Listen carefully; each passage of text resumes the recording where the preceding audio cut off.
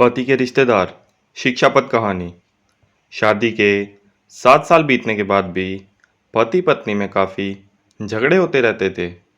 झगड़े की वजह तो अलग अलग होती थी, लेकिन उनमें सबसे मुख्य वजह थी कि पति और पत्नी के विचार कभी आपस में नहीं मिलते थे। जहाँ पति स्वभाव की नेक सेवा भावी और सबके प्रति समभाव रखने वाला था, वहीं पत्नी का स्वभाव भेदभाव करने वाला था। पति पत्नी के स्वभाव और उसके व्यवहार से तंग आ गया था। वह हमेशा कोशिश करता रहता था कि पत्नी का आचरण और स्वभाव में किसी तरह बदलाव आए। पत्नी अपने ससुराल साइड के रिश्तेदार के साथ कभी सीधे मुंह बात नहीं करती थी। कई लोग उसके खराब व्यवहार के कारण नाराज हो जाते। पति को इस बात से काफ़ी दुख होता कि उसकी पत्नी उससे इतनी विपरीत क्यों है। परेशान हो चुके पति ने अब खुद ही परिस्थिति को सुधारने का मन बनाया और एक प्लान बनाया।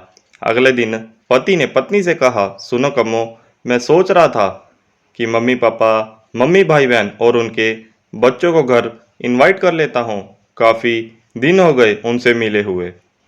इसी बहाने मिल भी लेंगे और उनके साथ थोड़ा समय बिताने के लिए भी मिल जाएगा। तुम क्या कहती हो? पत्नी के चेहरे से साफ दिख रहा था कि इसे ये आइडिया पसंद नहीं आया, लेकिन उसने पति का मन रखने के लिए बेमन से हाँ कह दिया। पति खुश हो गया और पत्नी को अगले दिन अच्छा खाना बनाने के लिए बोलकर सभी को फ़ोन करके बड़े प्यार से घर आने के लिए न्योता देने लगा। जब पति फोन पर बिजी था तो पत्नी सोच रही थी, ये आदमी भी ना अपने फालतू को कामों से बाज नहीं आएगा। क्या ज़रूरत है सबको घर पर बुलाने की? सब मेरे घर आएंगे और राजू की तरह ऑर्डर करेंगे और मैं दासी की तरह उनकी सेवा करूंगी। नहीं नहीं, मैं ऐसे नहीं होने दूंगी। अच्छा खाना तो क्या, मैं इन्हें सादा खाना भी नसीब नहीं होने दूंगी। देखती हूँ कितनी देर टिकते हैं ये लोग मेरे घर। अगले दिन सुबह पति काफ़ी खुश था जब सिर्फ 2 ही घंटे बचे थे सभी मेहमानों का आने के लिए। पति ने पत्नी से पूछा, अच्छा बताओ तो सही, आज सबको खाने में क्या स्पेशल खिलाने वाली हो? पत्नी मुंह बनाते हुए बोली, स्पेशल खाना क्यों? तुम्हारे माँ बाप भाई बहन कोई मेहमान थोड़ी हैं, उनके लिए कोई स्पेशल खाना नहीं बनाया है मैंने। वह भी वही खाएंगे जो हम खाते हैं। आज घर में सिर्फ दाल बना है क्योंकि और कुछ बनाने के लिए सामान नहीं था। पत्नी की बात सुनकर पति गुस्सा हो गया और बोला, तुम कभी नहीं सुधरोगे। अगर घर में सामान नहीं था तो मुझे एक बार बता दिया होता, मैं बाजार में जाकर ले आता, लेकिन कुछ ढंग का तो खाना बना लेती। अब सिर्फ 1 घंटा बचा है और सभी आने वाले हैं, मैं क्या मुंह दिखाऊंगा उनको? तुम ही रहो यहाँ, मैं तो जा रहा हूँ, उनके जाने के बाद ही वापिस आऊँगा, कहकर पति घर से चला गया। पत्नी को तब तक पति की बातों का कोई फर्क नहीं पड़ा था जब तक मेहमान घर पर नहीं आ गए।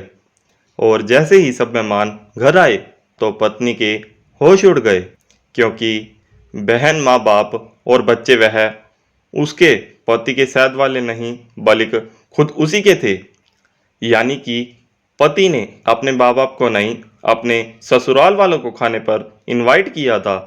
पत्नी अब काफ़ी परेशान हो गई, क्योंकि अपने ससुराल वालों को परेशान करने के लिए ना सिर्फ उसने सादा खाना बनाया बल्कि खाने में ज़्यादा नमक और मिर्च भी डाल रखा था।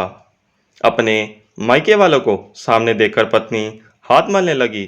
थोड़ा सोचने के बाद पत्नी ने अपने पति को फ़ोन लगाया और कहा, तुमने मुझे पहले क्यों नहीं बताया कि मेरे मम्मी पापा और भाई बहन आने वाले हैं?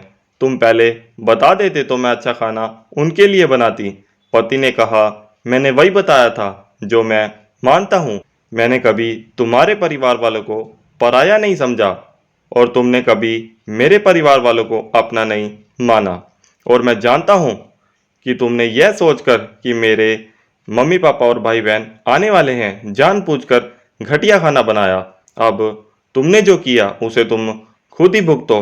मुझे पता है तुमने मुझे इसलिए फ़ोन किया होगा ताकि बाहर से खाना मंगवा सको, लेकिन मैं ऐसा नहीं करूँगा ताकि तुम्हें तुम्हारे किए की सज़ा मिल सके। इतना कहकर पति ने फ़ोन काट दिया। ना चाहते हुए भी पत्नी को अपने मायके वालों को वही खाना खिलाना पड़ा।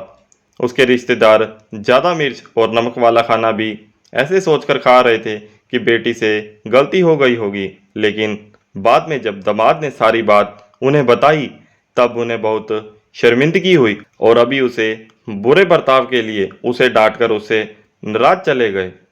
दोस्तों, अच्छे रिश्ते बनाए जाते हैं प्यार और अच्छे व्यवहार से, सिर्फ खून के रिश्ते अच्छे नहीं होते।